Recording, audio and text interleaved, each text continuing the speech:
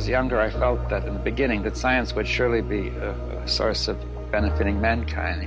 And I had no question about it. I began to feel that something beyond science would be needed to approach this question. It was a night, and we were walking under the stars, the black sky. And he looked up to the stars and he said, ordinarily, when we look to the sky and look to the stars, we think of stars as objects far out and vast spaces between them. He said, there's another way we can look at it. We can look at the vacuum, at the emptiness, instead as a plenum, as infinitely full rather than infinitely empty. And that the material objects themselves are like little bubbles, little vacancies in this vast sea. So David Bohm, in a sense, was using that view to have me look at the stars and to have a sense of the night sky all of a sudden in a different way, as one whole living organism, and these little bits that we call matter is sort of just little holes in it. He often mentioned just one other aspect of this, that this plenum, in a cubic centimeter of the plenum, there is more energy matter than in the entire visible universe. David Bohm was a physicist, philosopher, explorer of consciousness. The man Einstein called his spiritual son, and the Dalai Lama his science guru. But his ideas were a threat to his peers in the science community, as well as to the government. As a result, he would pay a great price for sharing them at a time in history that was fraught, and with a world that was not ready to receive them. This is the story of his life and his explorations in physics, philosophy and consciousness, and a search for unity and wholeness at the crossroads of science and spirituality.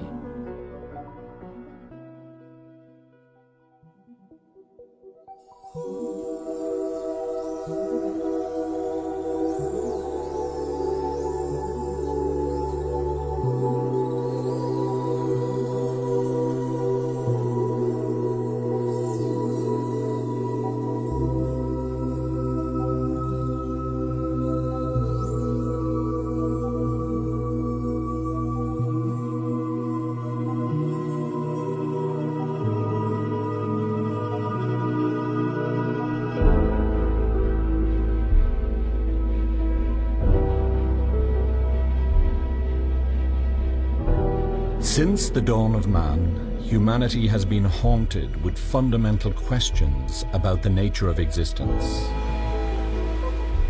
Who are we? Where did we come from? What is our purpose? What is reality?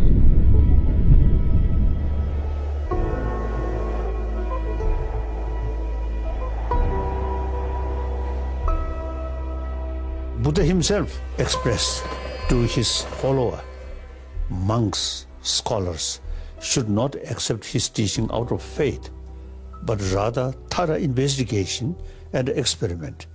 Therefore, we trained that way. Always why? Not easily say yes. Classical physics promoted mechanism by suggesting that everything should be predictable and controllable, to see three-dimensional space as absolute, time as a singular linear progression, and our sensory experiences as reality itself. But when one begins to understand the true nature of reality and our place within it, these assumptions become obstacles. Quantum theory was born around 1900. 1905 saw Einstein's theory of relativity. Then in 1925, Heisenberg looked into the heart of nature and created quantum mechanics. This was followed by Niels Bohr's Copenhagen interpretation. Then quantum field theory. This was followed decades later by the famous theory of everything, when scientists started to believe that the end of physics was in sight. 1980s and 1990s, we developed something, approach called a theory of everything. That was going to resolve everything, but it somehow didn't quite work out. There's something missing. Maybe we should look wider. Quantum physics is the description of the smallest things in the universe, the things that we do not see in our everyday world of space and time, such as atoms, molecules, and the tiny invisible particles which form the entire underlying structure of the universe.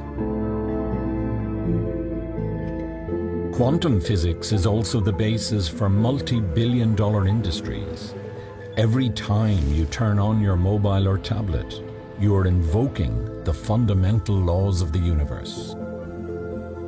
It's a world that defies any description that is limited to ordinary space and time. It's a mysterious place where relative space collapses, linear time ceases to be.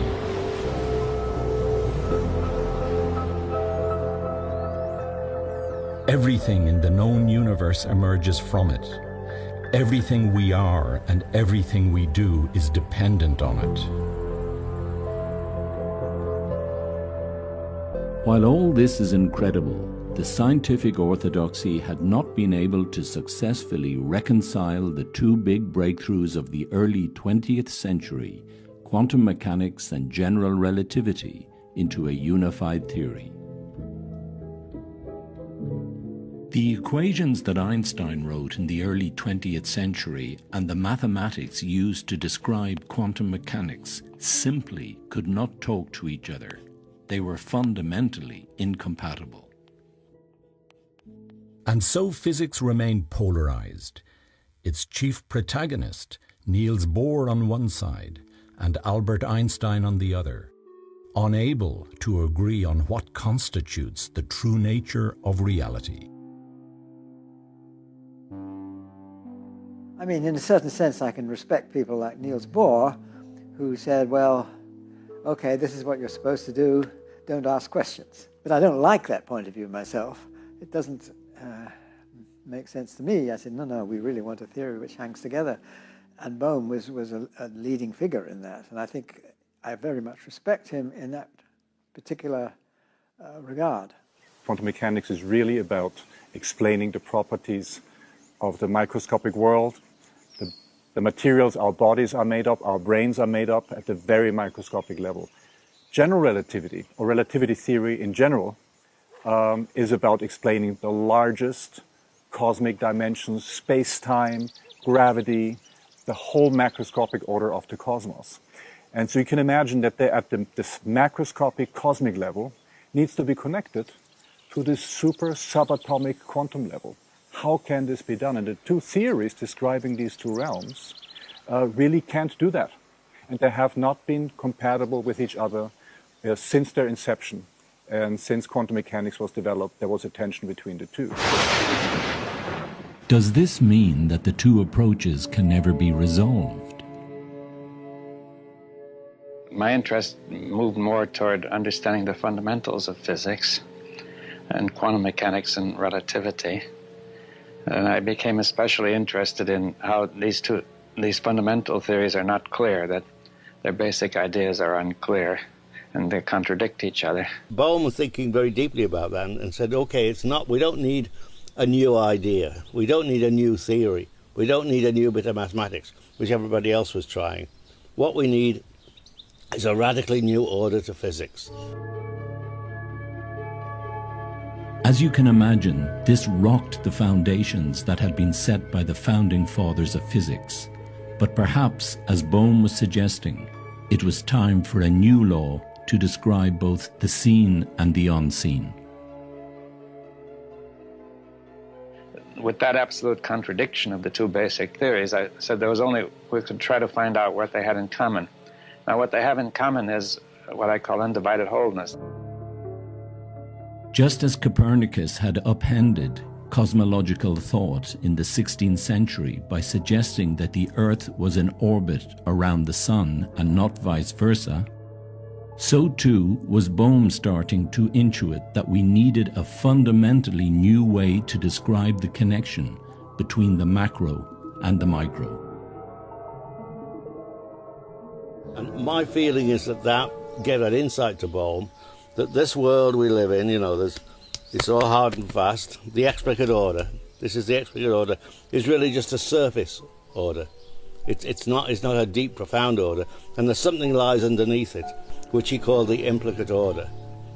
So the implicate order is not so much a set of objects, but a process. It's a process of constant movement, constantly unfolding and enfolding. So the explicit order comes out of the implicate. David Bohm was suggesting that everything is internally related to everything else, and that each part of the cosmos contains the whole universe and unfolds into our perception of reality. He would go into biology and say, look, this is the way biological systems develop. That nature is surely more organic, and yet we're trying to do in our quantum mechanics is to make it mechanical. Perhaps we should move into that area and say that there is a more organic way of thinking about life in general.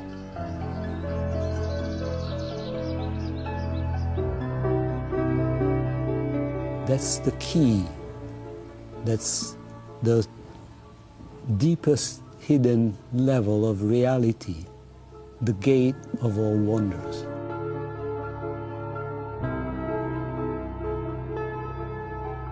Exploring the philosophical implications of both physics and consciousness, Bohm's questioning of the scientific orthodoxy was the expression of a rare and maverick intelligence in which much of his most important contributions were expressions of inner feelings which date back to his early, unhappy childhood. David was born in Wilkes-Barre on December the 20th, 1917. A coal mining town, once the energy supplier of the world, it had been hit by a serious economic slump caused in large part by the declining use of coal as a source of fuel in industry. There was a great deal of unemployment and suffering, and people were out of jobs and banks were failing. People were talking about things getting very bad, even revolution. And then Roosevelt came in and he produced all these new measures which gave people hope, you see. And I think they lifted things up a little bit and gave people some hope that at least it would get better. His mother was hospitalized on several occasions for mental illness, and his father was distant and disapproved of his son's interest in science, hoping instead that David would one day take over the family business. Life for the young David was not ideal. Bohm was sort of unhappy. He was unhappy at home and unhappy with his father who ran a used furniture sales shop. And Bohm, the ambition was that Bohm would own the biggest used furniture sales shop in Wilkes-Barre, Pennsylvania. Bohm didn't want to do that. He wanted to explore ideas, and his father wasn't very happy about that. And he felt he lived in a rather brutal world. One day he got hold of a science fiction story called The Skylark of Space, about a boy who travels off to other planets in a spaceship. That was his dream. If I can go to other planets, there'll be ideal worlds. So for him, this world we live in, this world of space and time, is sort of imperfect. It's an illusion. And beyond that is a much deeper reality. That was his school vision, and then as he grows up and becomes older, that becomes his vision of what he called the implicate order. That beyond the everyday Newtonian worldview, there's a much deeper order he called the implicate order, and that was what he was groping towards. How do we uncover this deeper order of the world? One day, with a group of friends, he was forced to cross a stream by means of stepping stones. I was with some boys and we were in the mountains near Wilkes-Barre, crossing a rather rapidly flowing stream, and there were a lot of rocks we had to cross on. They were rather far apart and very small, and you couldn't just step across them, and I felt very apprehensive. It seemed a new situation. But I suddenly realized you had to jump from one to the other without stopping in between, that you were in a state of movement, pivoting on one rock while you moved to the next. Whereas I'd usually thought of going from one step to another, mapping out the steps. After that, I felt that it made a deep impression on me that this theme has recurred a lot in my work, that your consciousness is going moment by moment of awareness and not mapped out. Despite his father's disapproval of his interest in science, the young Bohm proved to be an exceptional student, writing his unified theory of the cosmos, one that integrated mind and matter while still at school. I think this was combined with some tendency to want to go beyond limits. You see, when I was in this small city of Wilkes-Barre, you see the nearest towns around it were called Ashley, Sugar Notch, and Warrior Run. So that's all I knew. I mean, I didn't know them, but I knew about them. So we went for a ride beyond Warrior Run. It seemed like going beyond the world, you see. Having finished high school, the young Bohm moved to Penn State University, where he graduated with a physics degree.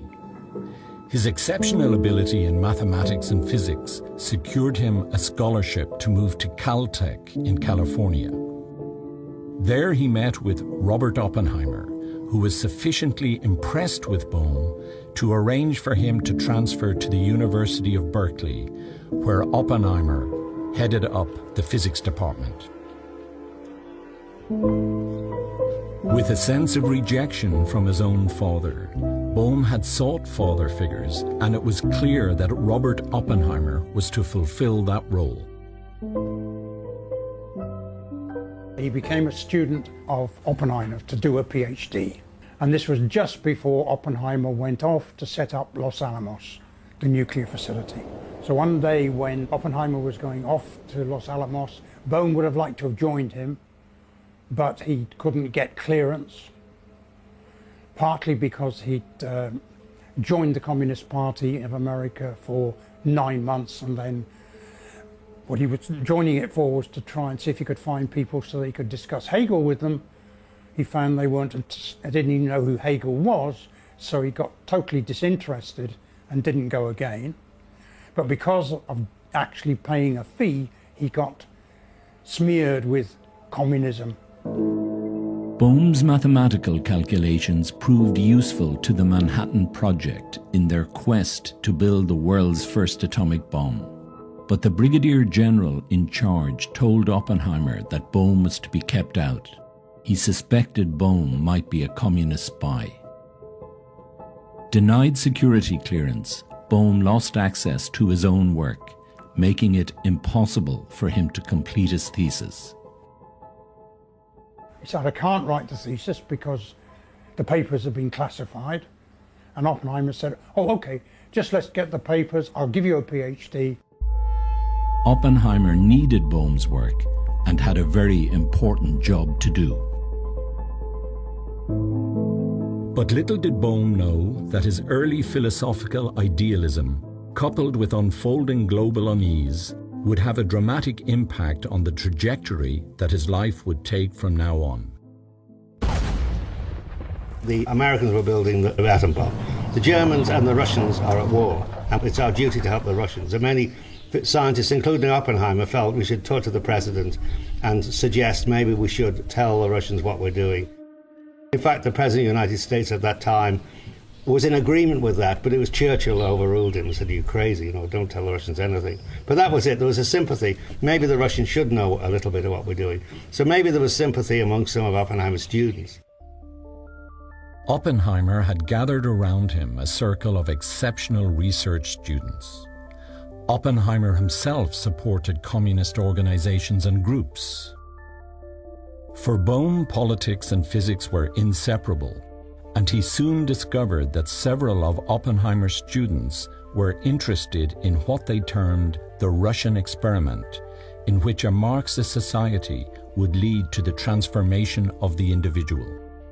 This idea also played into Bohm's work in physics, where he saw parallels between the movement of electrons and the possibility of individual human freedom. This led Bohm to one of his most important early discoveries, the theory of the plasma in metals. A plasma is called a fourth state of matter. There's gases, there's liquids, there's solids, and the fourth state is like a gas in which the gases are charged particles. So it would be a bit like what happens around the sun. You have a gas of charged particles. And in a metal, the idea was a metal, you'd have a lattice where all the nuclei are in the lattice, they're charged, and an electron runs through them. There's a gas of electrons running through. And Bohm's idea was, can I look at the gas? Can I find a theory for this gas? And what he found was that that the extent to which an electron participated in this gas, it became relatively free. So it went back to his old idea about the Russian experiment. To what extent, if I am a member of the collective, can I have individual freedom? It seems a paradox. If I'm a member of the collective, then I don't have freedom. I'm part of the group. But he found to the extent to which an electron participated in the plasma, it became free. It became free of the interaction of other electrons. So he began to see, yes, within the plasma, within the collective, there can be individual freedom. So it was both a theory of the plasma in metals and a theory of freedom in the collective. Now, having set up that plasma physics, he was recognized by the people in Berkeley, and he was offered a job at Princeton University. Remember, Einstein was at the Advanced Study Institute, but he was offered a job at Princeton because they thought him a very talented young American physicist. He went to Princeton and he took a room in a house next door to Einstein. So he met Einstein, they become close, he would go to Einstein. In the evening, Einstein would have, German expatriates over playing the cello, violin, have concerts, and he would go to those and talk a lot to Einstein. Dear Mr. Bohm, your letter has interested me very much. I am very astonished about your announcement to establish some connection between the formalism of quantum theory and relativistic field theory. I must confess that I am not able to guess how such unification could be achieved. Einstein said that he felt Bohm was his spiritual son. In this period, Bohm also wrote a standard textbook on quantum theory, which presented the orthodox Copenhagen interpretation of the theory as outlined by Niels Bohr. He then was asked to give a course on quantum mechanics, and he gave an orthodox course on quantum mechanics. At the end of the course, he thought, well, I don't really understand this quantum mechanics. So he said, the best thing to do if you don't understand something is to write a book. So he then wrote a book which he entitled Quantum Theory, which has a reputation of being one of the best books on quantum theory at the time. He was describing standard quantum mechanics, Bohr's point of view. He was trying to defend Bohr's point of view, had a lot of discussions about Bohr's point of view, as well as some very interesting applications of quantum mechanics. And it was there, by looking at Bohr, that he became very interested in this notion of wholeness, a notion which he carried into much more general situations as he got clearer and clearer how wholeness was arising in the quantum structure itself. However, Bohm began to feel that something was not quite right about Niels Bohr's interpretation, believing that it placed a limit on what could be said about the quantum world.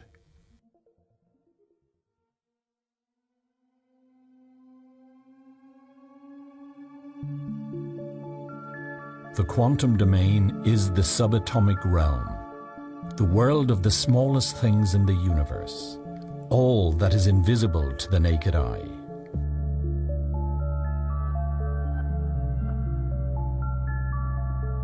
Since the 1920s, there has been one experiment which puts us up against all the paradoxes and mysteries of nature. The double-slit experiment, which showed how everything we assumed about electrons since their discovery in the 19th century had been wrong.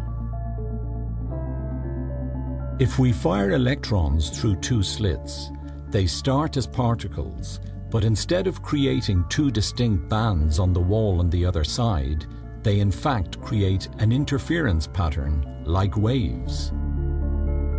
In an effort to decode this mystery, physicists decided to put a measuring detector by one slit. But when they did, the electrons did not produce any interference pattern. The very act of conscious observation collapsed the wave pattern, and the electrons returned once again to behaving like particles. How is this possible? What could be influencing this curious behavior? This paradox has been an accepted part of orthodox quantum physics, one that Niels Bohr claimed could not be probed or explained. But Bohm was developing a strong hunch that there must be something underneath the seemingly quixotic nature of electrons, that there was a process or a potential that somehow informed their behavior. Bohr had this idea that we could not say anything about the underlying reality, and people have taken that also to mean that there may not be an underlying reality. Einstein completely disagreed with this point of view. He thought there must be an underlying reality, and this underlying reality would produce the effects we actually see in our instruments. Now the question then was, what is that underlying reality? Bohm was saying, yes, we can talk about quantum objects, we can talk about the quantum world, but the quantum world is radically different from the classical world. Bohm felt that something mysterious was happening. And the key for Bohm is that what we observe as distinct and separate in our everyday world of space and time is in fact connected and not separate at the deeper quantum level, because they are part of a single system where separation does not exist. But while Bohm continued to be preoccupied with such questions, his communist leanings, coupled with concerns at Los Alamos about possible leaks of classified information to the Russians, was to impact dramatically on his life within physics, and ultimately his own view of the scientific orthodoxy. McCarthyism had suddenly come back to the fore with the Korean War, and McCarthy was trying to get people to testify against colleagues at Berkeley and Los Alamos. And David Bohm was asked to testify, and he refused. He was asked to give names. He refused to give names. And as a result of that, he was arrested for contempt of Congress. He wanted to plead the First Amendment, which is freedom of speech. But the lawyers suggested, no, that will be a difficult thing to get out of. You must plead the Fifth Amendment. And the trouble with the Fifth Amendment is that it's essentially preventing you from incriminating yourself. McCarthy was absolutely frustrated with all these people refusing to testify. So he put to the Supreme Court that it should be illegal, to be made illegal or unconstitutional to plead the Fifth Amendment in this case. And one day when Bohm was in Princeton, a sheriff came and actually arrested him. And he was arrested because he was using the Fifth Amendment. The interesting story here is that he said the sheriff was a very intelligent sheriff, and they had a discussion on the foundations of quantum mechanics as he was driven from Princeton to Washington, which is unbelievable, but typical David Bohm. Then he was bailed, but very shortly after the bail, the High Court ruled that it was not unconstitutional to plead the Fifth, and so he was released. But because he had been enmeshed in this mess, the principal or the head of the university banned him from the campus.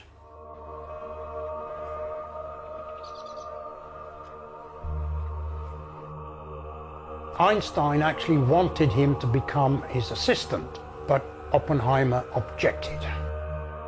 In fact, Oppenheimer saw Bohm in Princeton once and said, I thought I asked you to get out of the country because I think for your own safety you should leave the country. This was crushing to David Bohm on many levels. Just as he was gaining professional momentum and respect within the science community, his own mentor and surrogate father figure was telling him to get lost. Given Oppenheimer's power at the time, Bohm was quickly shunned by peers and friends. And I know he did write to Einstein. Einstein tried to help him, but no. The only thing was to leave the United States and go to Brazil. So he had no future in the States. He just had to leave, and that was it.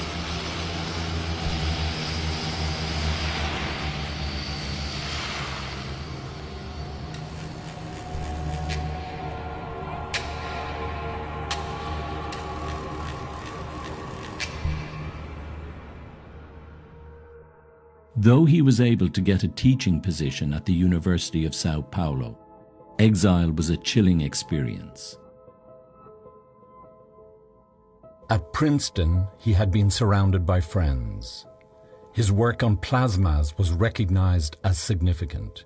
His book on quantum theory was considered the best. But Bohm found a way to turn exile to his advantage. With this distance, he was able to look at the impasse between Einstein and Niels Bohr with new perspective in a paper entitled Hidden Variables. Bohm realized that the success of quantum mechanics, success in predictions of quantum mechanics, and also the stability of quantum mechanics were evidences of a new kind or new type of physical theories. Well, he had really questioned the orthodox interpretation of Bohr and Heisenberg and the Copenhagen interpretation, and decided to develop his own approach, which he called hidden variables.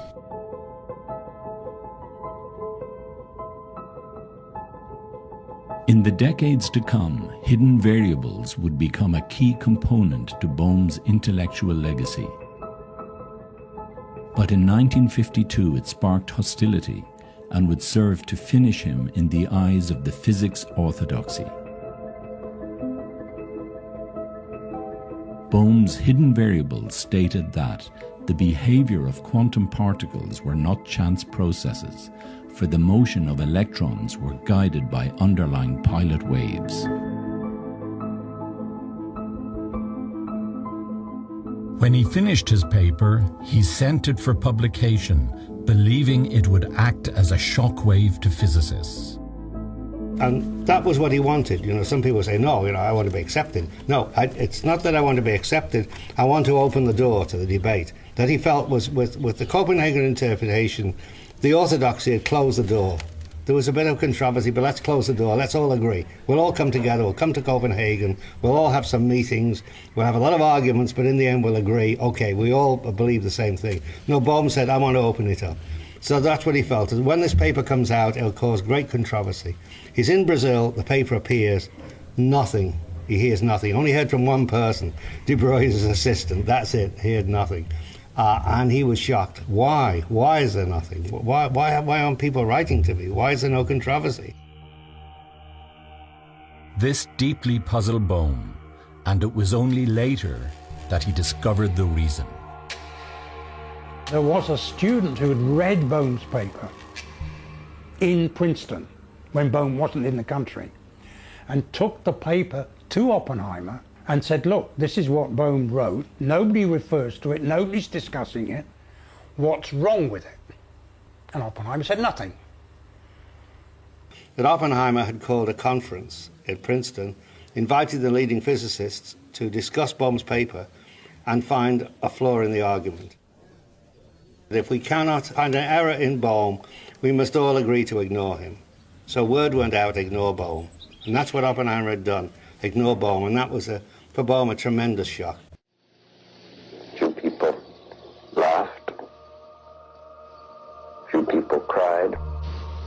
remembered the line from the Hindu scripture, the Bhagavad Gita. Now I am become death, the destroyer of worlds.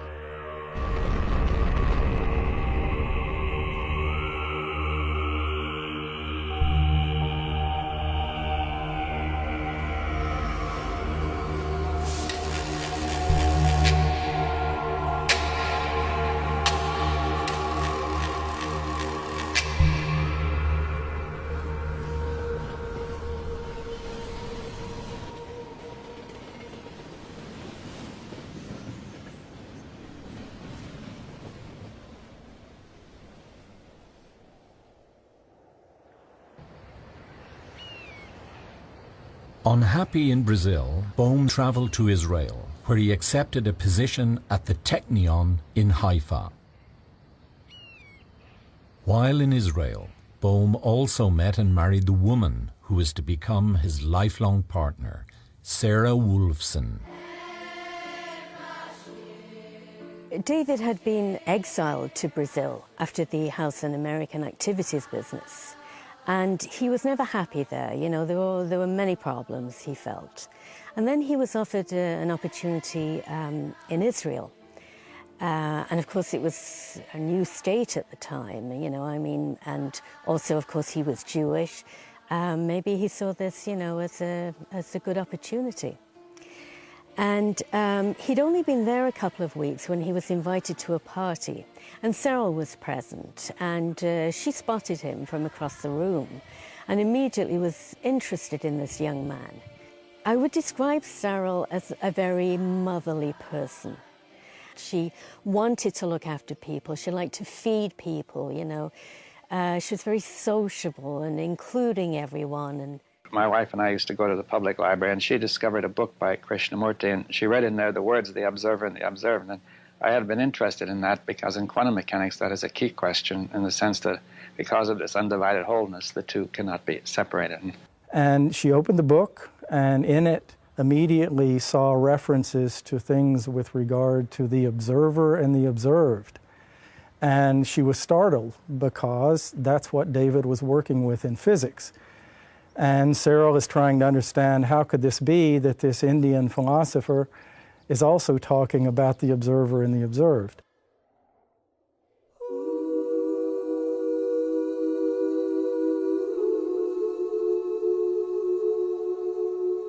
From Israel, Bohm moved to Bristol, and it was here that his fundamental ideas on the nature of reality began to take fresh impetus. In Bristol, Bohm left his hidden variable ideas behind and was now focusing on the fact that despite decades of work, physicists had been unable to reconcile quantum theory with Einstein's relativity. He's left behind his hidden variables. He's left that behind, and now he's asking, why has there been decades of work on relativity and quantum theory, the two key theories of physics? Why are there two? Why is not just one theory, one unified theory, as Einstein had hoped there would be? And so he's wondering, do we need a new theory? Is that the issue, or is it a completely new order to physics, a new approach? And that was what he began to think about, what he called the implicate order.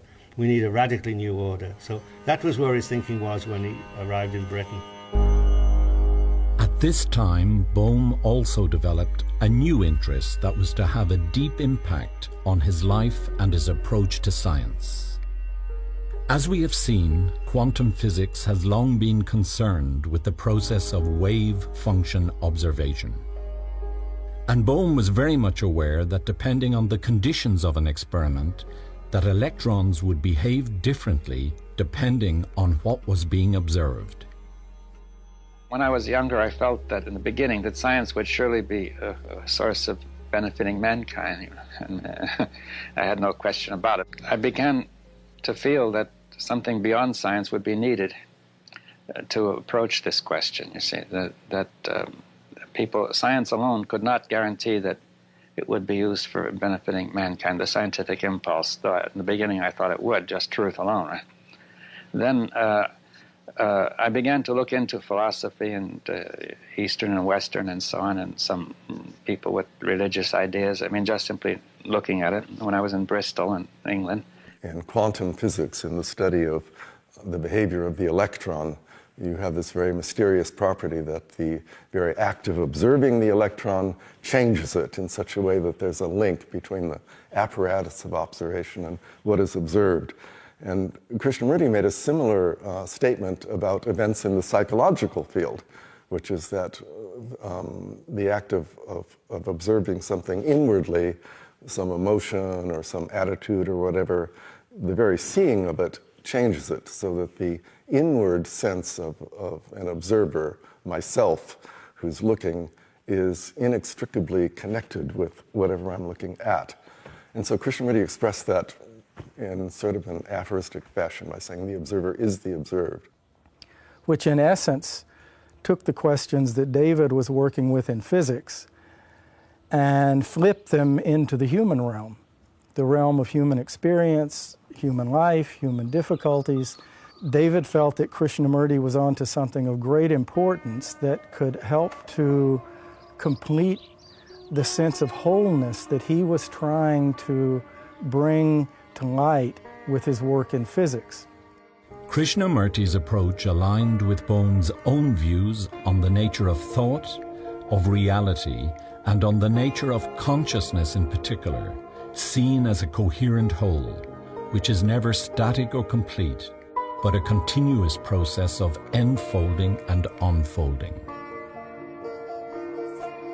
Both Bohm and Krishnamurti questioned their respective backgrounds, ultimately rejecting the orthodoxy they had once felt would provide answers to humanity's big questions.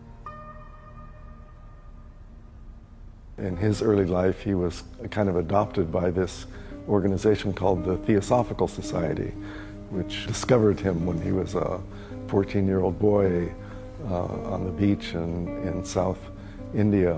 And they predicted that he was going to become, this great, what they called world teacher, and bring a new kind of consciousness to mankind. And they cultivated him and nourished him in this role. But somewhere about the age of 25, 27, maybe a little bit earlier than that, he began to seriously question all of this and find it very limiting, similarly to the way Bohm had found the scientific orthodoxy to be limiting. So Bohm wanted to meet this man, and they had this meeting, and I'm told partway through it, Krishnamurti was supposed to stood up, with pleasure or enthusiasm or whatever, and said, "You have seen it, sir." So that Bohm had seen it, and then Bohm began to have more meetings with Krishnamurti. He became a trustee of Krishnamurti's school at Brockwood Park.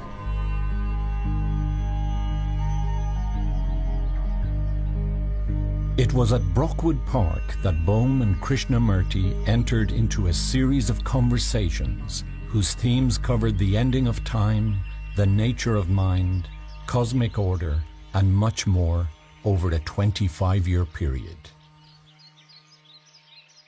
And from Krishnamurti's perspective, it was very important for him because he felt as though he had a tremendous reservoir of insights to share with the world, but he felt like he couldn't necessarily bring it out by himself. He needed people to ask him. He needed people to dig and to question him. And of all the people he ever met, Bohm was the best at that. And I think Bohm, to some extent, formed a similar function for Krishnamurti, because Krishnamurti could raise questions with him that might not occur in another context. Grief is not my grief. Grief is human. Yes, but how are people to see that? Because a person caught in grief feels that it's his grief. I mean, doesn't that seem right? Yes, sir. I think it is because partly of our education, partly our society, tradition. But it's also implicit in our whole way of thinking. The whole way of thinking, quite right.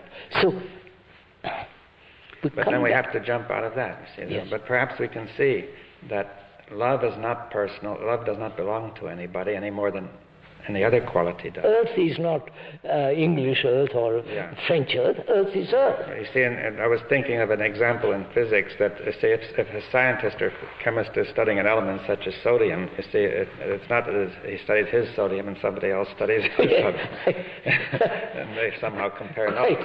Quite. Sodium is sodium. Sodium is sodium universally. Yes. And if we have to say love is love universally, right? Essentially, the point made by Krishnamurti was that the problems of mankind originated in thought itself, in consciousness itself, you see. And I was previous to that, I'd grown up believing that poverty was the main problem of mankind, and science would help me eliminate that. And I could see that no matter how far science went, it probably wouldn't, and even if it did, it wouldn't really it wouldn't really make mankind happy. I remember I once asked Bohm that, so what do you think was the main contribution of Krishnamurti? And if I remember it correctly, Bohm said something like that Krishnamurti kind of pointed out that thought is an actual movement in our lives. It's a physical movement, physiological movement, and it has a tremendous power. It's behind almost all our problems. And we have to give attention to that manner in which thought is participating and shaping what we observe in order to understand how our whole mind is working, especially with respect to conflicts which occur between you and me, between my country and another country, and also conflicts which occur inwardly. And there, then, of course, what Krishnamurti was suggesting that if you are able to be quiet, the deeper layers of reality might open up for you. So in that state of mind, the mind is not just blank or, not doing anything. It's very active. The thinking process doesn't have to do with thought or recognition or knowledge, but is in a state of just perception, awareness, attention, maybe you could even say receptivity to truth. There might have been many reasons Bohm was drawn to Krishnamurti. The ones that are apparent to me, Bohm perceived the wholeness of life. He perceived life as one indivisible whole, including nature, including consciousness. And in Krishnamurti, he found someone who also had this notion. Krishnamurti, who was actually addressing the separation of the observer and the observed, in the same way as the wholeness in quantum theory was saying you can't make a separation between the system that you're looking at and the apparatus, which is the old traditional way of doing it, that somehow these things formed a whole. But rather than saying you can't develop concepts for it, what David was trying to do was to develop concepts. Now, to develop those concepts, you can't develop it within the scientific context. You've got to go outside to a wider set of concepts. And he found in Krishnamurti a way of discussing this more general question. I remember one day we were here in Italy and he said to me, do you think I should give up doing physics and just devote myself to Krishnamurti? And my reply was, can a fish exist outside the goldfish bowl? So but that was it. He was that extreme that maybe he should devote himself completely to having his own brain transformed.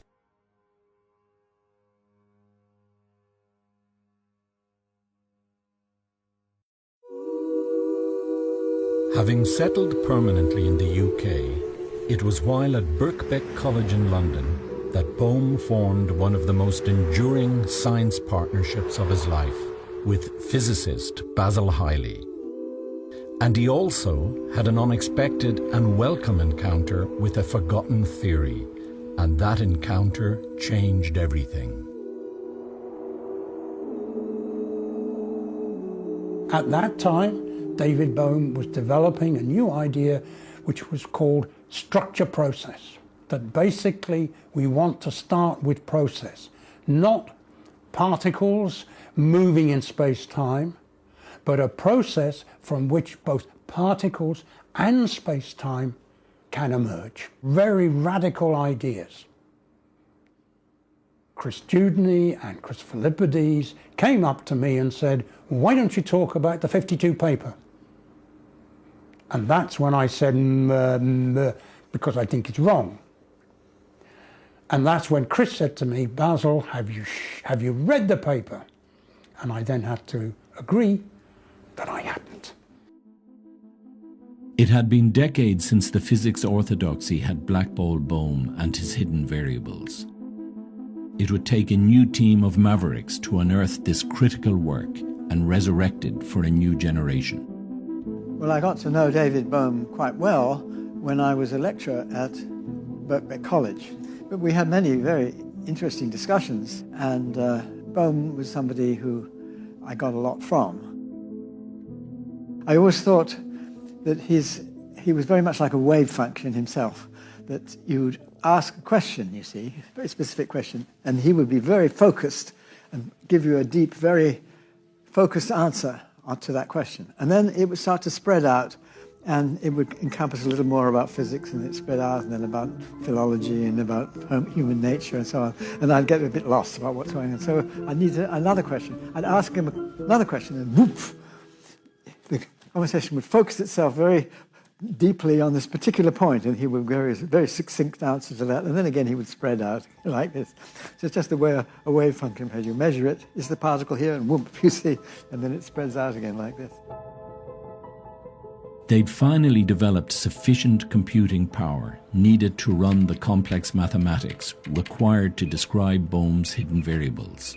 I think it'd be a very valuable thing if we could show clearly how Bohm's 52 theory worked in the two-slit experiment, because obviously the two-slit experiment is the iconic experiment in the interpretation of quantum theory. And so Basil went off, read the papers. I set about calculating the particle trajectories for this, and Chris Philippides produced the quantum potential picture. And that's what Chris was absolute master at, was actually developing computer programs to actually simulate this, and let's have a look at what is going on here. When we put the two together, I mean, we were initially, I think, quite staggered by how amazing this story was, which had never been told in any sort of clear, detailed way. And there were the trajectories for the two-slit experiment. Wow! You could actually see in the images that we produced exactly how you could have particle trajectories in the two-slit experiment and account for interference, something, of course, which is forbidden in normal quantum theory.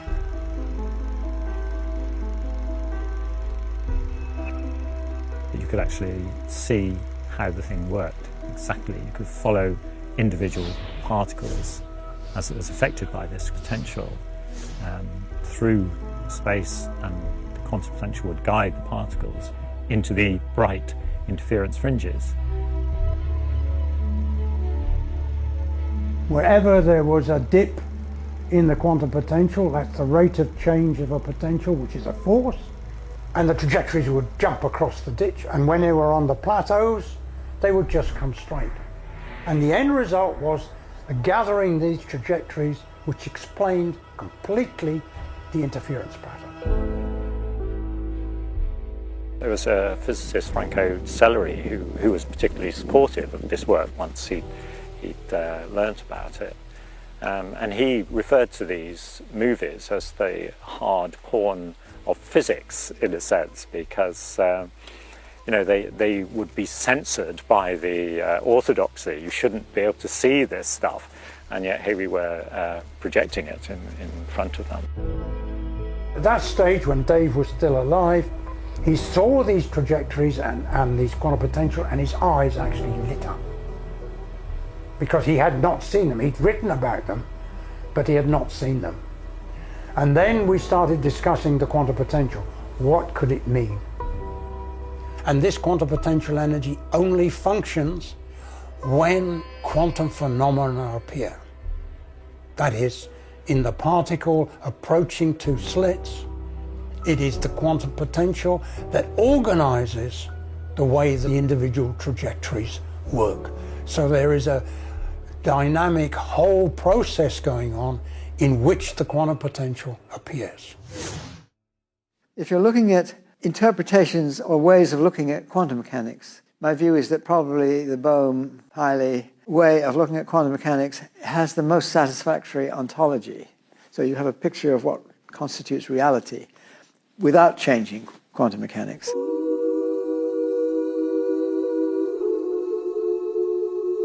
The Bohmian theory made a clear prediction about the non-locality of the world. What is non-locality? Non-locality is really, to put it in simple words, the profound discovery of the interconnectedness of the universe at the fundamental level of quanta. Now, that conflicts deeply right away with relativity theory, where it says, no, the speed of light is limited, everything is local, nothing can travel faster than the speed of light, so how could everything be instantaneously interconnected in the universe? And that's the big clash that we have today, and that's why also Bohm's theory of hidden variables, which are non-local, has really been rejected from the start. It seems strange to us, and I stress the word seems, but if we want to make sense of a theory, that matters also. And sometimes when a theory seems strange, we get past it, and other times when it seems strange, it's pointing us to something that we haven't understood well enough. It really says that there exists a hidden regime of reality in which everything is interconnected, but no person, even in the future, will be able to access that domain and make and control it. So this is also what the mystical traditions tell us, that we must be humble in front of reality, that there will always be domains of reality that will remain beyond science, beyond the scientific method, will remain beyond access by scientific agents. And if the quantum potential is discovered in this way and non-locality is proven, then the existence of that domain is proven. Remember, we're talking about wholeness. We have to have wholeness in here. Here we agree with Bohr. Bohr pointed out that it was very important. The new feature that quantum mechanics introduces is a kind of wholeness, which means we cannot analyze things by cutting them up into little bits as we do in classical physics. But what we can do is, if we want to try and cut it up, that the way one bit goes into the next bit actually involves unfolding into the whole and then enfolding back again into a particular region. And so you get this idea of unfolding, enfolding, unfolding, enfolding. So what looks like a continuous trajectory is actually a series of foldings and unfoldings.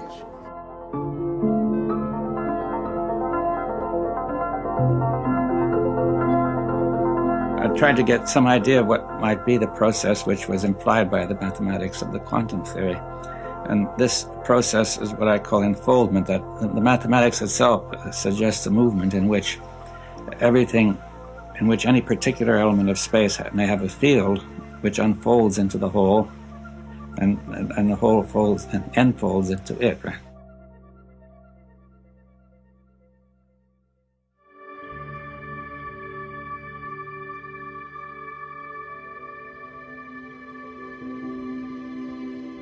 What David and I have done is to open up the discussion, which I find when I'm talking to young people that they're very interested in trying to proceed further with these ideas. In other words, some of them have actually got it, as I put it. They know in their basic feelings that this is an interesting way to go. The lab at University College London is at the centre of experiments to prove the existence of the quantum potential. If the quantum potential exists in this way, then that really is the first evidence for the profound interconnectedness of the physical universe at a very deep fundamental level. That would revolutionize our scientific worldview. It would validate those views of unification, those views that speak to the holism of the universe. And it truly would be a confirmation of a kind of holism that religions and spiritual systems and mystical systems have intuited for many, centuries and millennia even. So what does all this mean for you, for me, the universe, and everything? Bohm suggests that out of perceived emptiness, out of the so-called vacuum state, particles interact with, respond to, and are informed by an information potential which allows the cosmos to emerge. So it's the information, informing action of the quantum potential that makes it possible for the physical universe to be. Everything we know and everything we will come to know is already in formation, waiting to unfold into manifest reality. It's the implicate waiting to become explicate.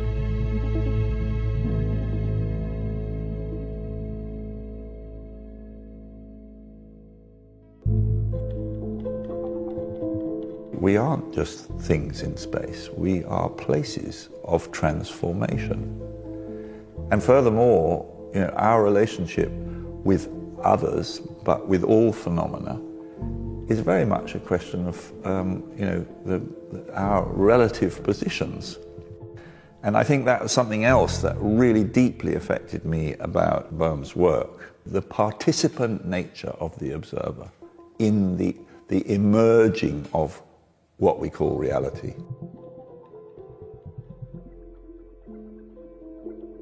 The way that quantum cloud works is that you are the determiner of what you see. This is a mess of, I think that of elements that are both particles and hopefully trajectories that come together, and depending on where your position is, either in a boat or walking along the side of the Thames, and depending on the time of day, you will see or not see the possibility of a body. Quantum physics invites us to be participators in that emerging of a world, and it has very, very fundamental, I think, both philosophical, spiritual, and political implications, which are essentially that each of us is a co-producer of a world, that each of us is a co-producer of a possible future. The work of people like Einstein, Bohm, they are like huge windows opening in the imagination to a way of dealing with life and the things we encounter within it freshly and, in a sense, with the right level of uncertainty. The present ego identity is based, I think, on a wrong mode of thought, you see, in which a person identifies with his thoughts and with his body and with things, do you see? And which means that he's creating an illusion, right? That this self which people feel they have is only a show. It is not really there, but it is such a convincing show that everybody acts as if it were there, and that gives it an apparent reality. One of the most essential points of the scientific spirit is to acknowledge the fact or the interpretation of the fact, whether you like it or not. That is not to engage in wishful thinking or not to reject something because you don't like it. Is it possible scientifically to define this wholeness? Well, not really completely. Wholeness is an attitude or an approach, but it can be given a scientific realization, you see. I think two levels: interdependency. Firstly, external things, different nations, different country, environment, and human being, other animals, everything interdependent. So now, according to that reality, we have to take care about the whole world and environment. We are internally related to everything, not externally related. Consciousness is an internal relationship to the whole. We take in the whole, and we act toward the whole. And that internal, whatever we have taken in, determines basically what we are. When we're passing through some sort of forest, no bird, we feel something missing. When we're passing through some birds singing, some birds flying, then we feel more full. So that's now the reality. So interdependency on that level.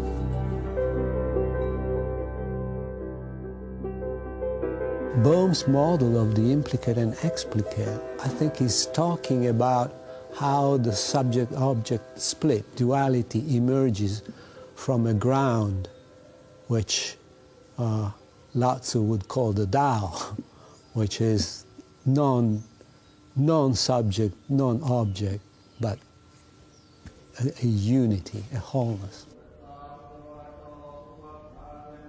Ancient Indians only use mind or wisdom and sometimes meditation, no instrument. Now modern science use instrument. Science is whatever people make of it. You see, science has changed over the ages, and it's different now from a few hundred years ago, and it could be different again. Now, there's no intrinsic reason why science must necessarily be measurement. This is another historical development which has come about over the past few centuries. It's entirely contingent and not absolutely necessary. So far we know is part. Still they're limitless. So reality, we have to sort of investigate. So David Bohm, I think really something like opener of our mind. So grateful. In all the areas that he worked in, he was constantly pushing. In physics, in dialogue, in consciousness. He became a scientist, I believe, in order to benefit humanity. I think his mission was always leading up to a transformation for human society, overcoming the fragmentation that we experience, towards having the experience of a new interconnectedness among us all to solve problems together, overcoming the divisions. So in that sense, he represented a truly holistic, integrated vision of a human being. And I think as that, he can serve as a model for future generations. It's a revolution. It has radical implication about how we live our life, how we interact with the earth, how we interact with each other. And that revolution is unfinished. If we aspire to go beyond our present state of consciousness, if we truly want to be happier, to love and know ourselves better, to regain meaning and wholeness, the old disciplines only serve to deepen the illusion of manifest reality. We must look beyond the veil of form to a realization of oneness, present in you, in me, the universe and everything. When you grasp this, it will put you on the threshold of what is real and your place in reality. Reality is wholeness, undivided wholeness, and this fact has yet to dawn on billions of people.